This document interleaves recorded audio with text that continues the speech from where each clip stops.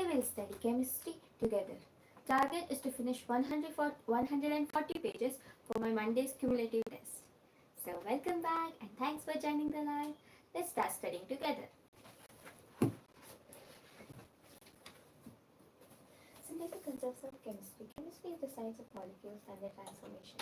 It is the science not so much of one of the 100 elements but of the infinite variety of molecules that may be built from them by Roald Hoffman. Okay, I start with chemistry.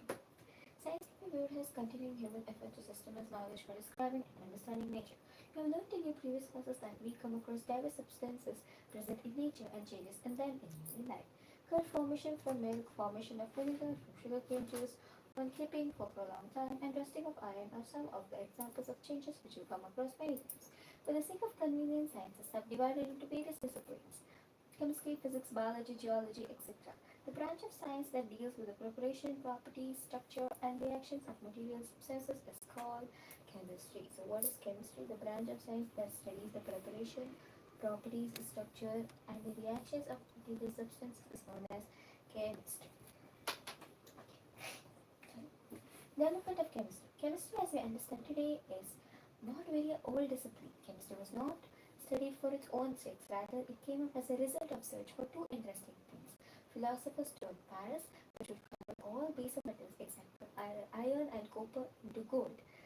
Elixir, elixir of life. Wow. Elixir, philosopher's stone. Something new, which would grant immortality. Wow. Like it would. People in ancient India already had the knowledge of these scientific phenomena much before the advance. They applied knowledge in various walks of life. Chemistry developed mainly in the form of alchemy and icatrochemistry during 1300 to 1600 CE. Modern chemistry took shape in the 18th century Europe after a few centuries of alchemical traditions which were introduced in Europe by the Arabs. Other cultures, especially the Chinese and the Indian, had their own alchemical traditions. These included much knowledge of chemical processes and techniques. In ancient India, chemistry was called Rasayana Shastra, Rasayana, Raskriya, or Rasvidya. It included metallurgy, medicine, manufacture of cosmetics, glass, dyes, etc. Systematic excavations at Mohenjo-daro in Sindh and Harappa in Punjab prove that the story of development of chemistry in India is very old. Archaeological findings show that work bricks. Archaeological findings show that baked bricks were used in the construction of work. It shows the mass production of pottery, which can be regarded as the earliest chemical process, in which materials were mixed, molded, and subjected to heat by using fire to achieve desirable qualities. Remains of glazed pottery have been found in Mohenjo-daro. Gypsum cement has been used in the construction of work. Okay, what cement has been used? Gypsum cement. It contains lime, sand, and traces of CaCO3, that is calcium carbonate. Hurricanes made of fiends, a sort of glass which was used in the ornaments. They melted and forged a variety of objects from metals such as lead, silver, gold, and copper. They improved the hardness of copper for making artifacts by using tin and arsenic. A number of glass objects were found in Maski in South India, 1000 to 900 BCE, and Hastinapur and Taxila in North India. Glass and glazes were colored by addition of coloring agents like metal oxides. Copper metallurgy in India dates back to the beginning of Chalcolithic cultures in the subcontinent. There are much archaeological evidences that support that the view that technologies for extraction of copper and iron were developed indigenously. According to Rigveda, tanning of leather and dyeing of cotton were practiced during 1000 to 400 BCE. The golden glass of the black polished ware of northern India could not be replicated and is still a chemical mystery. So, what is a chemical mystery which we are aware of now? The golden glass of the black polished ware of northern India could not be replicated and still a chemical mystery. These ways indicate the mastery with which flying temperatures could be controlled. Kautilya's Arthashastra describes the production of salt from sea. A vast number of statements and material described in the ancient Vedic literature can be shown to agree with modern scientific findings. Copper utensils, iron, gold, silver ornaments, and terracotta discs and painted grey pottery have been found in many archaeological sites in North India. Shushmita Samhita explains the importance of alkalis. The Charaka Samhita mentions ancient Indians who knew how to prepare sulfuric acid, nitric acid, and oxides of copper, tin, and zinc, the sulfates of copper, zinc, and iron, and the carbonates of lead and iron. Rasapanishad describes the preparation of gunpowder mixture. Tamil texts also describe the preparation of fireworks using sulfur, charcoal, saltpeter, that is potassium nitrate, mercury, camphor, etc. Nagarjuna was a great Indian scientist. He was a reputed chemist, an alchemist, and a metallurgist. His work, Ras Ratnakar, deals with the formulation of mercury compounds. He also discussed methods for the extraction of metals like gold, silver, tin, and copper. A book, Rasivarnam, appeared around 800 CE. It discusses the uses of various furnaces, ovens, and crucibles for different purposes. It describes methods of by which metals could be identified by flame. Okay, Charkapani discovered mercury sulfide. So who discovered mercury sulfide? Charkapani discovered the mercury sulfide. The credit for inventing soap also goes to him. He invented soap also. He used mustard oil and some alkalis as ingredients for making soap. Indians began making soap in the 18th century CE. Oil of aranda and seeds of mahua plant and calcium carbonate were used for making soap. The paintings found on the Ajanta and Ellora, which look fresh even after ages, testify to a high level of science achieved in ancient India. Varaha Mihara's Brihat Samhita is a sort of encyclopedia which was composed in the 6th century CE. It informs about the preparation of homogeneous material to be applied on walls and roofs of houses and temples. It was prepared entirely from extracts of various plants, fruits, seeds, and barks, which were concentrated by boiling and then treated with various resins. It will be interesting to test such materials scientifically and assess them for use. A number of classical texts like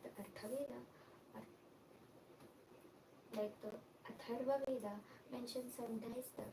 The material used were turmeric, madder, sunflower, opiment, cochineal, and lac.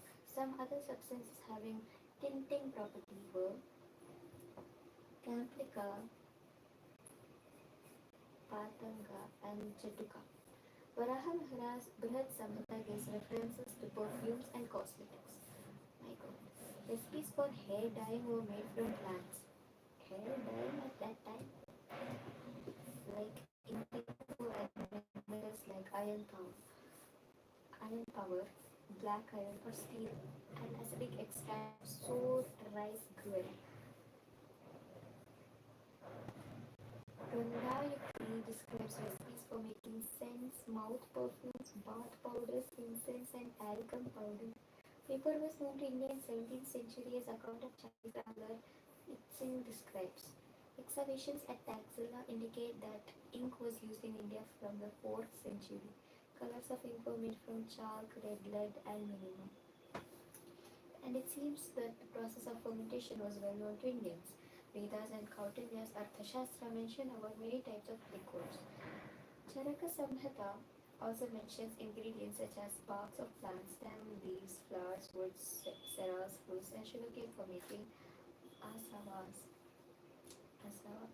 The concept that matter is ultimately made of indivisible building blocks appeared in India a few centuries BCE as a part of philosophical speculations.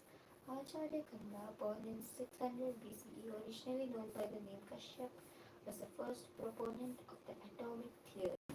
He formulated the theory of very small indivisible particles, which he named Paramanu, comparable to atoms. He authored the text Vaisheshika Sutras. According to him, all substances are aggregated from smaller units called atoms, Paramanu, which are eternal, indestructible, spherical, substantial, and in motion in the original state. He explained that this individual entity cannot be sensed through any human organ.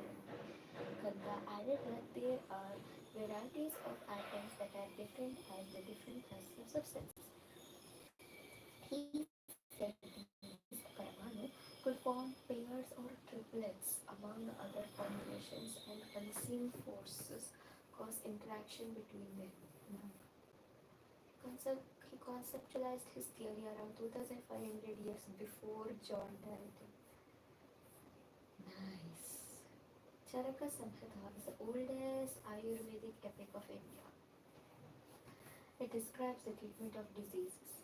The concept of reduction of particle size of metals is clearly discussed in Charaka Samhita. Extreme reduction of particle size is termed as nanotechnology. Charaka Samhita describes the use of plasma of metals in the treatment of ailments. Nowadays, it has been proved that plasmas have nanoparticles of metals. Wow. Wow. After the decline of alchemy, atochemistry reached a steady state, but it too declined due to the introduction and practice of Western medicinal system in the 20th century. During this period of stagnation, pharmaceutical industry based on Ayurveda continued to exist, but it too declined gradually. It took about 100 to 100 years for Indians to learn and adopt new techniques. During this time, foreign products poured in. As a result, indigenous traditional techniques gradually declined. Modern science appeared in Indian sense in the later part of the 19th century. By the mid-19th century, European scientists started coming to India and modern chemistry started growing. From the above discussion, you have learned that chemistry deals with the composition, structure, properties and interaction of matter and is of much use to human beings in daily life. These aspects can be best described and understood in terms of basic constituents of matter that are atoms and molecules. That is why chemistry is also called the science of atoms and molecules. Can you see weigh and perceive these entities, atoms and molecules? It is possible to count the number of atoms and molecules in a given mass of matter and have a quantitative relationship between the mass and number of these particles. We will get the answer of some of these questions in this unit. We will further describe how physical properties of matter can be qualitatively described using numerical values with suitable units. That is all about India's physical evolution in chemistry. Now, importance of chemistry. Chemistry plays a central role in science and is often intertwined with other branches of science. Principles of chemistry are applicable in diverse areas such as weather patterns, functioning of brain, and operation of a computer, production in chemical industries, manufacturing fertilizer, alkalis, acids, salts, dyes, polymers, dyes, soaps, detergent, metals, alloy, etc., including new materials. Chemistry contributes in a big way to the national economy. It also plays an important role in meeting human need for food, healthcare products, and other material aimed at improving the quality of life. This is exemplified by the large-scale production of a variety of fertilizers, improved variety of pesticides and insecticides. Chemistry provides methods for the isolation of life-saving drugs from natural sources and makes possible the synthesis of such drugs. Some of these drugs are cisplatin and taxol, which are effective in cancer therapy. Cisplatin and taxol, effective in cancer therapy. The drug AZD, azidothymidine, is used for helping AIDS patients. AZD, azidothymidine, azidothymidine or azidothymidine. AZD. Chemistry contributes to a large extent in the development and growth of a nation. With a better understanding of chemical principles, it has now become possible to design and synthesize new material having specific magnetic, electric, and optical properties. This has led to the production of superconducting ceramics, conducting polymers, optical fibers, etc. Chemistry has helped in establishing industries will manufacture utility goods like acids, alkalis, dyes, polymers, metals, etc. These industries contribute in a big way to the economy of a nation and generate employment. Wow. In recent years, chemistry has helped in dealing with some of the pressing aspects of environmental degradation with a fair degree of success. Safer alternatives to environmental hazardous refrigerants like CFS, chlorofluorocarbons, responsible for ozone depletion in the stratosphere, have been successfully synthesized. However, many big environmental problems continue to be matters of grave concern to the physicists. One such problem is the management of greenhouse gases. like methane, carbon dioxide, etc. Understanding biochemical processes, use of enzymes for large-scale production of chemical synthesis of new exotic material are some of the intellectual challenges for the future generation of chemists. A developing country like India needs talented and creative chemists for such accepting such challenges. To be a good chemist and to accept such challenges, one needs to understand the basic concepts of chemistry, which we begin which begin with the concept of matter. Let us start with the nature of matter. Okay.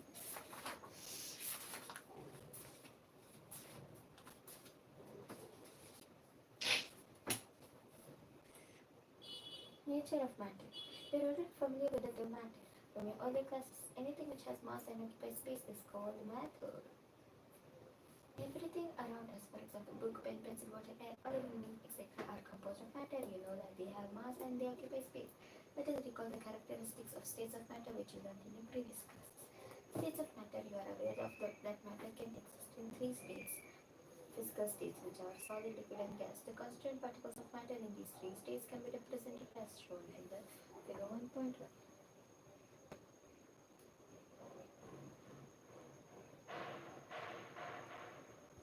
Particles are held very close to each other in solids in orderly fashion, and there is not much freedom of movement. In liquids, the particles are close to each other but they can move around. Only in gases, the particles are far apart as compared to those present in solid or liquid states, and the movement is easier and faster. Because of such arrangement of particles, different states of matter exhibit the following characters. Solids have definite volume and definite shape. Liquid have definite volume but definite shape. Liquid shapes the container in which they are placed into. Gases have neither shape or definite volume. They completely occupy the space in the container in which they are placed. These three states of matter are interconvertible by changing the conditions of temperature and pressure. On heating, a solid usually changes to liquid, and the liquid on further heating changes to gas or vapor. In the reverse process, a gas on cooling liquefies to the liquid, and the liquid on further cooling freezes to the solid. Classification of matter. In class 9, chapter 2, you have learned that at the microscopic or bulk level, matter can be classified as mixtures of pure substances. These can be further subdivided as shown in figure 1.1.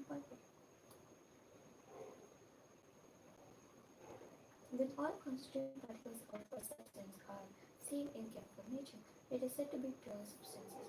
A mixture contains many types of particles. A mixture contains particles of two or more pure substances which may be present in it in any ratio. Hence, the composition is variable. Pure substances form a mixture are called as quaternions. Many of the substances present around you are mixtures. For example, sugar solution in water, air, tea, etc. are all mixtures. A mixture may be homogeneous or heterogeneous. In a homogeneous mixture, the components completely mix with each other. Single phase. This means particles of components of the mixture are uniformly distributed for the bulk of the mixture and its composition is uniform throughout. Sugar solution and air are examples of homogeneous mixtures. In contrast to this is a heterogeneous mixture. The composition is not uniform throughout and sometimes different components are visible. For example, mixtures of salt and sugar, grains and pulses along with some dirt, often stone pieces are heterogeneous mixtures. You can think of many more examples of mixtures you come across in daily life. It is worthwhile to mention here that the components of a mixture can be separated by using physical methods such as simple hand picking, filtration, crystallization, distillation, etc. Pure substances have characteristics different from mixtures. Constituent particles of pure substances have fixed composition. Copper, silver, gold, water, and glucose are some examples of pure substances. Glucose contains gold, hydrogen, and oxygen in the fixed ratio, and its particles are of the same composition. Hence, like all other pure substances, glucose has a fixed composition. Also, its constituent carbon, hydrogen, oxygen cannot be separated by simple physical methods. Pure substances can further be classified into elements and compounds. Particles of an element consist of only one type of atoms. These are particularly may exist as atoms or molecules. We were familiar with atoms and molecules from the previous classes. However, you will be studying about them in detail in your need to. Sodium, copper, silver, hydrogen, oxygen, etc. Some examples of elements. They are all atoms of one of the type. However, the atoms of different elements are different in nature. Some elements such as sodium or copper contain atoms as the constituent particles, whereas in some others the constant particles are molecules which are formed by two or more atoms. For example, hydrogen and nitrogen and oxygen consist of molecules in which two atoms combine to give their respective molecules. This is as stated figure 1. When two or more atoms of different elements combine together in a definite ratio, the molecule of a compound is obtained. Moreover, the constituent of a compound cannot be separated into similar substances by physical methods. They can be separated by chemical methods. Example of some compounds are water, ammonia, carbon dioxide, sugar, etc. Molecules of water and carbon dioxide are represented. Note that a water molecule comprises of two hydrogen atoms and one oxygen atom. Similarly, a molecule of carbon dioxide contains two oxygen atoms combined with one carbon atom. Thus, atoms of different elements are present in compound in a fixed and definite ratio, and this ratio is characteristic of a particular compound. Also, the properties of a compound are different from those of its constituent elements. For example, hydrogen and oxygen are gases, whereas a compound formed by their combination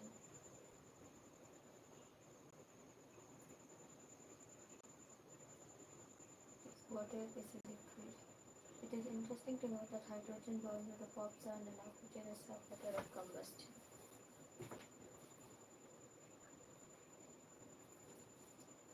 But water is used as fire extinguisher.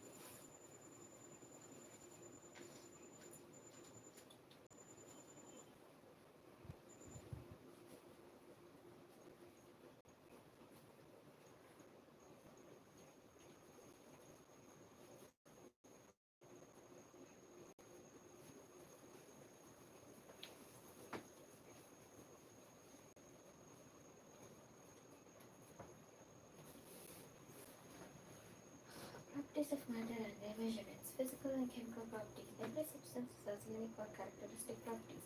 These properties can be classified into two categories: physical properties such as color, odor, melting point, boiling point, density, etc., and chemical properties like composition, combustibility, reactivity with acids and bases, etc. Physical properties can be measured or observed without changing the identity or the composition of the substances. The measurement of or observation of chemical properties requires a chemical change to occur. Measurement of physical properties does not require occurrence of a chemical change. Examples of chemical properties and characteristics: reactions of different substances. These include acidity or basicity, combustibility, etc. Chemists describe, interpret, and predict the behavior of substances on the basis of knowledge of their physical and chemical properties, which are determined by careful measurement and experimentation in the following reactions.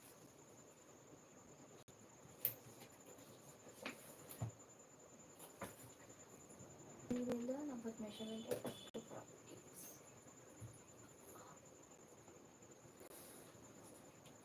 Measurement of physical properties. Quantitative measurement of properties is required for scientific investigation. Many properties of matter, such as length, area, volume, etc., are quantitative in nature. In quantitative observation or measurement is represented by a number followed by units, in which it is measured. For example, length of a room can be represented as 6 meters. Here, 6 is the number and m denotes meter, the units in which the length is measured. Earlier, two different systems of the measurement, that is the English system and the metric system, were being used in different parts of the world. The metric system, which originated in France in late 18th century, was more convenient as it was based on decimal system. Late by the scientific community, late needed a common need of common standard system was felt by the scientific community. Such a system was established in 1950 and is discussed in detail below.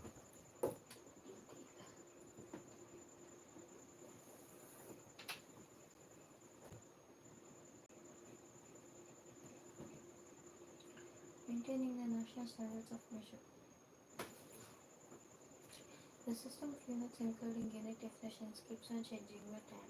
We know the accuracy and measurement of a particular unit was enhanced substantially by adopting new principles. Member nations of NEET Treaty, signed in 1875, agreed to change the formal definition to that of that unit. Each modern industrial country, including India, has a National Meteorological Institute (MNI), which mainly National Meteorology Institute (NMI), which mainly standards, which maintains standards of measurements.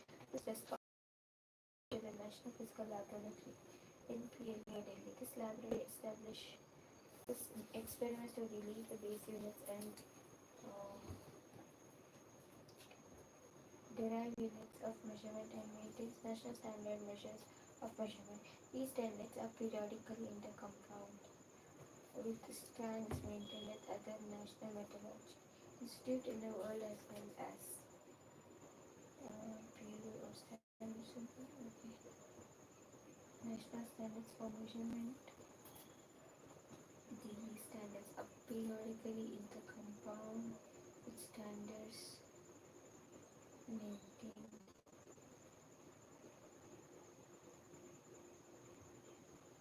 at other national meteorology institutes in the world as well as those established at the international.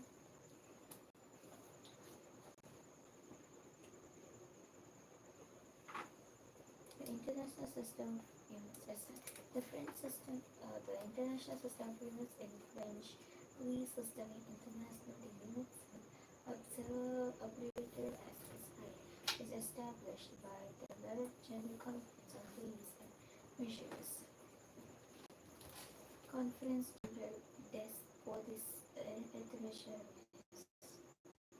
CPG, the CGPM, is an intergovernmental treaty to organization created by diplomatic treaty conversion, which was signed in Paris in 1875. The SI system has 7 base units, and these are distinctive 1.1. These pertain to 7 fundamental scientific quantities. The other physical quantities such as speed, volume, density, etc. can be derived from these qualities.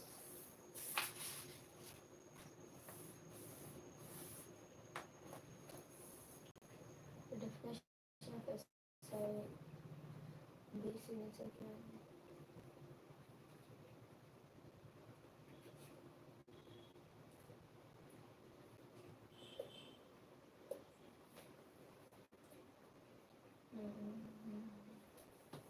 This prefix are listed in table 1.2 is now we can go through some of the related quantities of question which you will be asking this from this book. Definition of base units.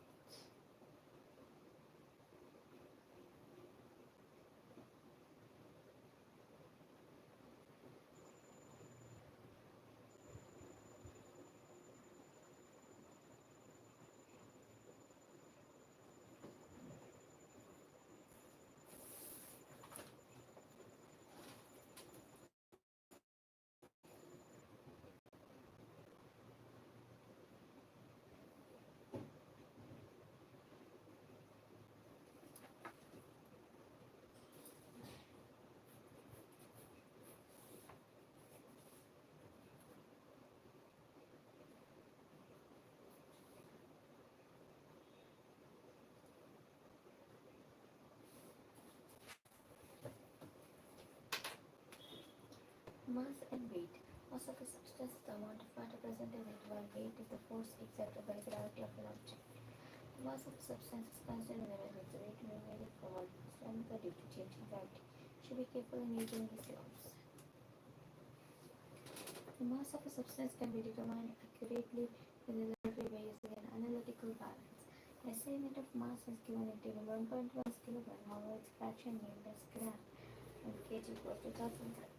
It is used in laboratories in due to the small amounts of chemicals used in chemical reactions.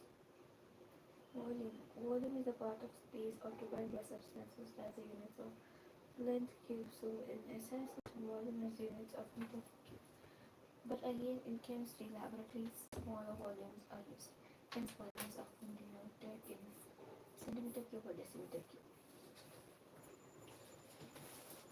A common unit, letter L, which is not an SI unit, is used for measurement and volume of liquids. 1 liter equals to 1000 centimeter cube equals to 1 decimeter cube.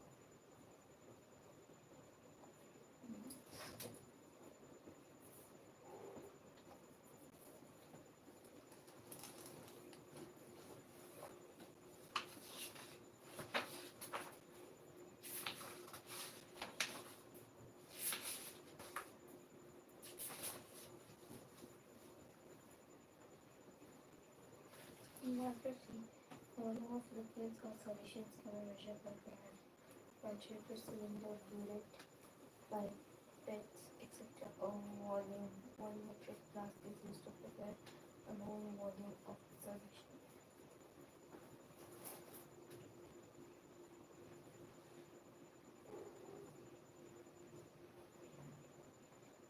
The two properties mass and volume discussed above are reference.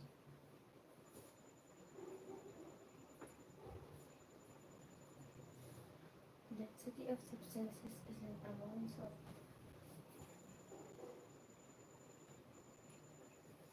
mass per unit volume. So SI unit of density can obtain as follows.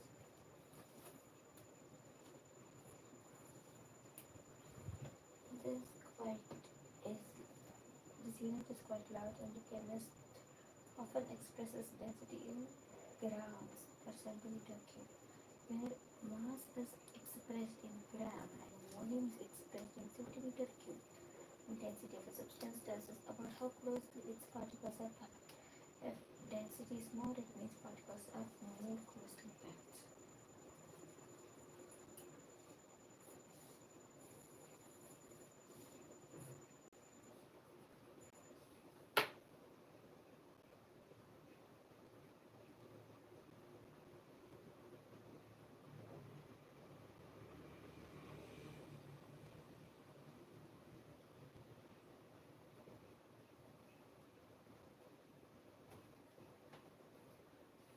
Temperature.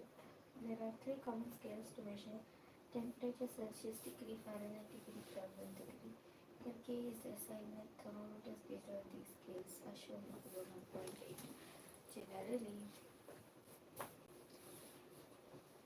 thermometer with Celsius scale are liberated from 0 degree to 100 degree, where these two um, temperatures are the freezing point and the boiling point of water respectively. Fahrenheit scale is represented between 32 degree to 212 degree. The temperatures on two scales are related to each other by following relationship. F equals to 9 by 5 into C equals 32. The Kelvin scale is related to Celsius scale as follows. K equals to C equals to 73.1. It is interesting to note that temperature below 0 degrees Celsius is negative values, which are possible in Celsius scale, but in Kelvin scale, negative temperature is not possible. Uncertainty in measurements.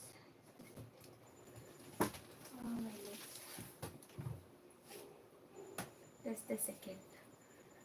So far we studied the matter, the basis of matter, key, where it originated, where all it came from India and all. And now we'll get into the main in-depth of the concept, basic measurement and all of chemistry. After that we had the entire chapter was ready. So the same thing chapter, like oxidation state, reaction state, all the chemicals. And thermodynamics also is the huge concept, numericals. Then yeah, I'm just stretching.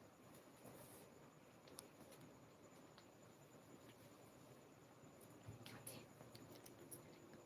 So after a break, I'll come back because now a lot of information is there. I'll just recall all what I've studied and again I'll catch you all soon. Till then, bye. Have a break and come back to me again. Bye.